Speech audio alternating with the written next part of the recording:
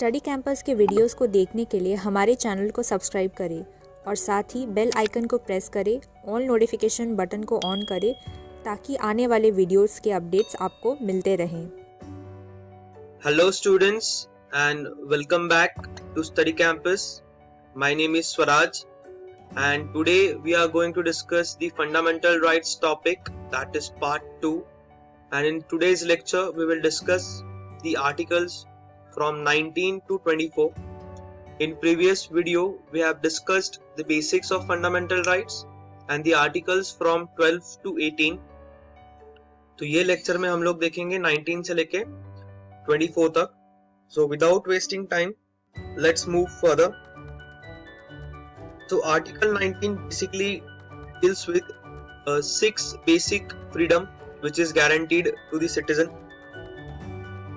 That is freedom of speech and expression, to assemble peacefully and without arms, to form associations or unions or cooperatives, to move freely throughout the territory of India, reside and settle in any part. This has been deleted, that is right to property by 44th Constitutional Amendment Act 1978.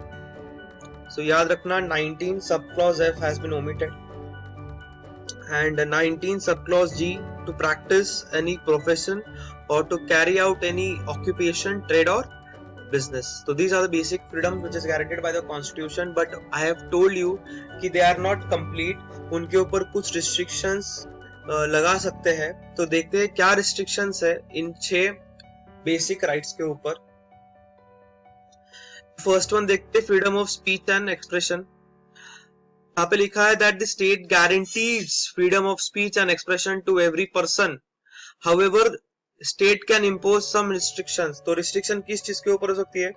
Interest of the integrity, security and sovereignty of the country, friendly relationship with the foreign nation, public order with respect to defamation, incitement to offense or contempt of court. तो इन चीजों के ऊपर state क्या कर सकता है? Restrictions impose कर सकता है. Then second one is freedom to assemble. The state guarantees every person the freedom to assemble peacefully without arms.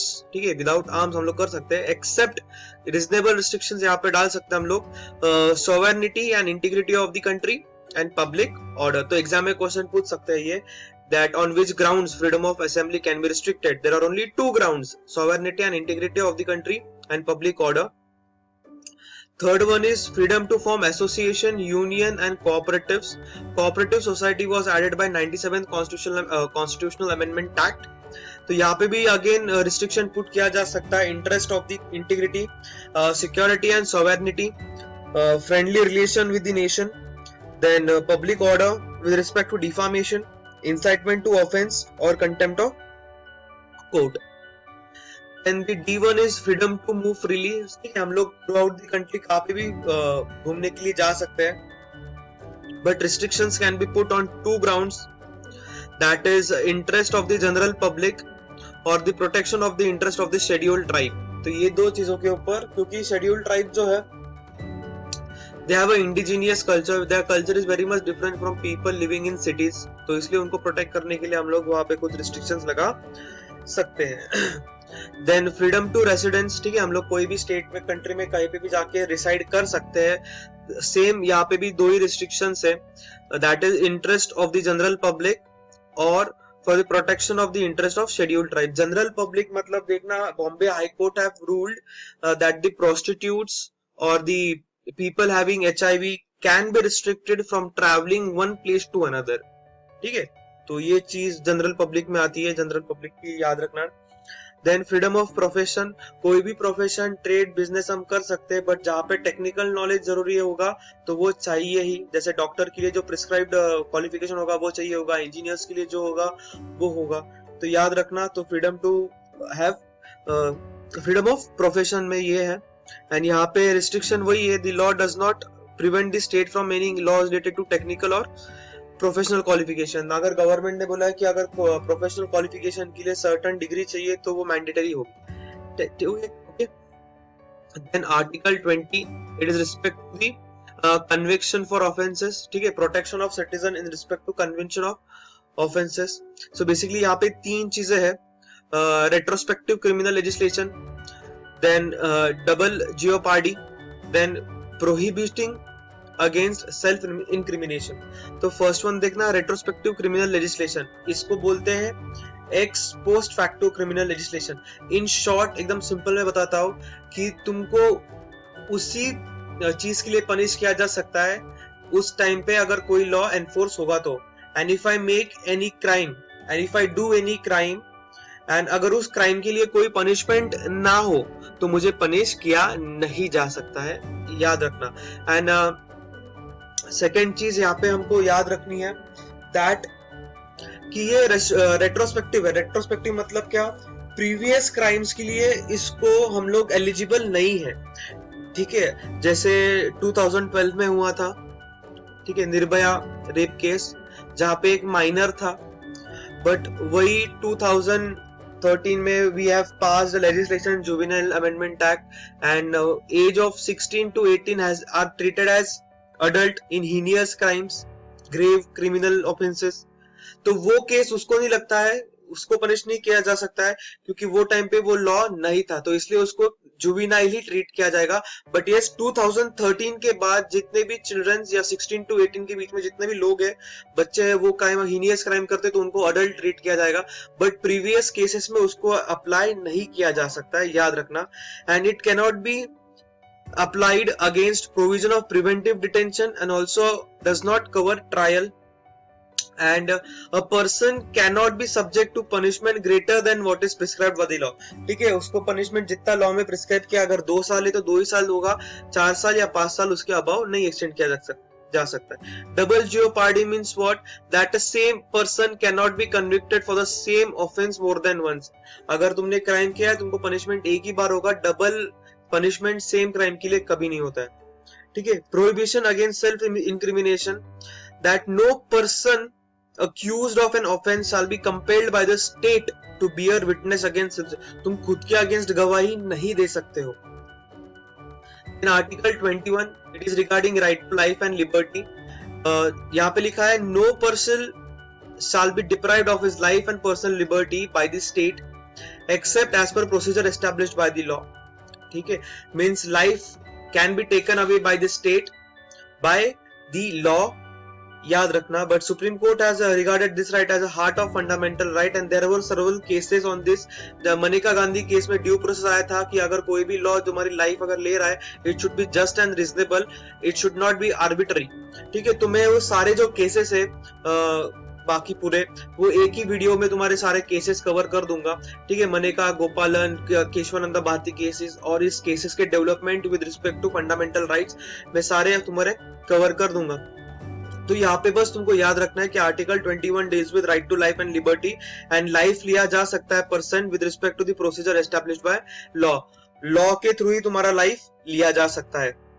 And next is article 21A, that is right to education. It has been added by 86th Constitutional Amendment Act 2002, and it gives states shall provide free and compulsory education to all children between the age of 6 and 14। तो ये question यहाँ पूछ सकते हैं कि कब add हुआ, 2002 में ऐड हुआ था, by which amendment, 86th amendment, ठीक है। And free and compulsory education, primary education है basically from the age of 6 and 14। And let's see article 22, it protects against arrest and detention. तो यहाँ पे 3 चीजें याद रखनी है हमें। तो first of all, whenever you are arrested, the person should be informed on what grounds या on what basis he has been arrested. Second, that he must be produced in front of the judiciary या judicial magistrate within 24 hours. Third, the custody should not be more than the period determined by the judicial magistrate. अगर 6 दिन की custody होगी तो 6 दिन, उससे ज्यादा उसको एक्सटेंड नहीं किया जा सकता है। This article is applicable to both citizens and non-citizens, ठीक है। But the safeguards are however not applicable to enemy aliens, ठीक है। जो enemy aliens है कंट्री के, उनको अवेलेबल नहीं है। And it is also not available people या person who are under preventive detention law, ठीक है। तो ये चीज याद रखना, it is a very useful, means इसका जो पर्पस है, it is against arbitrary arrest, ठीक है। क्यों जबरदस्ती तुम किसी को भी अरेस्ट करके जेल में नहीं डाल सकते हो। Then Article 23 is respect to prohibition of trafficking in humans and forced labor. ठीक है, ट्रैफिकिंग इन ह्यूमंस, बेच नहीं सकते हो, खरीद नहीं सकते हो. बेगर means what, work without payment. तो ये सब चीजें यहाँ पे नहीं होगा. बॉन्डेड लेबर मीन्स तुमने अगर कोई कर्जा लिया हो and you are not able to repay, तो तुमको नौकर बना के रखते हैं. तो ये सारी चीजें यहाँ पे बैन हो चुकी है. बट स्टेट को ये प्रिवेंट नहीं करती है. ठीक है, the state shall not be prevented from imposing compulsory service. अगर वॉर होता है तो कल को अगर स्टेट बोलते that every citizen should serve the nation in the military, तो यस, वो टाइम पे कंपलसरी सर्विस वो लोग ले सकते हैं. And state shall not discriminate on the grounds of religion, race, caste और एनी क्लास और एनी ऑफ देम. ठीक है, so protect citizen not only against state but also private citizens. तो प्राइवेट सिटीजन के अगेंस्ट भी हम लोग इसको फॉलो कर सकते हैं. कोई भी प्राइवेट इंडिविजुअल तुमको ट्रैफिक या बेचता है तो तुम जुडिशरी या कोर्ट ऑफ लॉ में जा सकते हो and it can be get punished.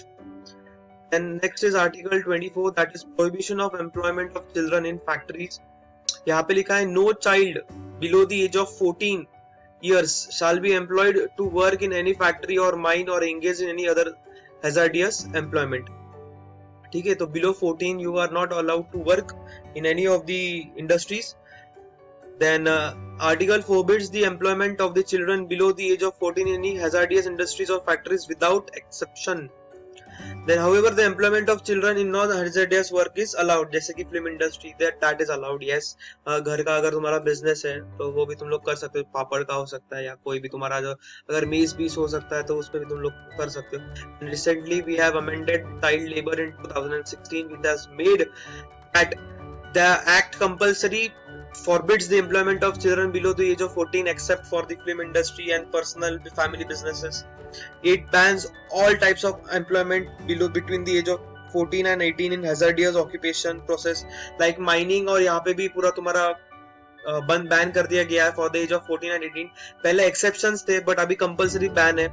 Punishment है आई गेस फर्स्ट टाइम को 6 months to 2 years है एंड अप टू 50,000 फाइन है.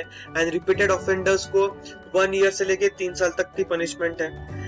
The act allows children to be employed in certain family occupation and also as an artist. तो film industry में तुम काम कर सकते हो, अगर फैमिली बिजनेस है उसमें भी तुम काम कर सकते हो, but after schooling hours, not with in this schooling hours. तो ये चीज याद रखना. मैं पूरे फंडामेंटल राइट्स टॉपिक जो है उसके ऊपर एक सेपरेट वीडियो बनाने वाला हूँ with respect to the MCQ, कि किस तरह के एमसीक्यूज पूछे जाते हैं एग्जाम में एंड पूछे गए हैं. तो दोनों भी मैं कवर करने वाला हूँ. एंड अपकमिंग वीडियो में तुमको आगे वाले आर्टिकल समझाऊंगा, दैट इज आर्टिकल 25 to 35.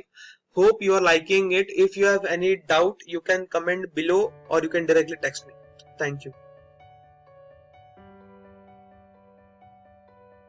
आशा करती हूँ ये वीडियो आपको पसंद आई होगी. वीडियो पसंद आने पे इसे लाइक करें, अपने फ्रेंड्स एंड फैमिली के साथ शेयर करें और स्टडी कैंपस की और वीडियोस देखने के लिए हमारे चैनल को सब्सक्राइब करें. साथ ही बेल बटन दबा के ऑल नोटिफिकेशन ऑन करें ताकि आने वाले वीडियोस के अपडेट्स आपको सबसे पहले मिल सके. इस वीडियो के लिए आपके क्या विचार हैं हमें कमेंट करके ज़रूर बताएं.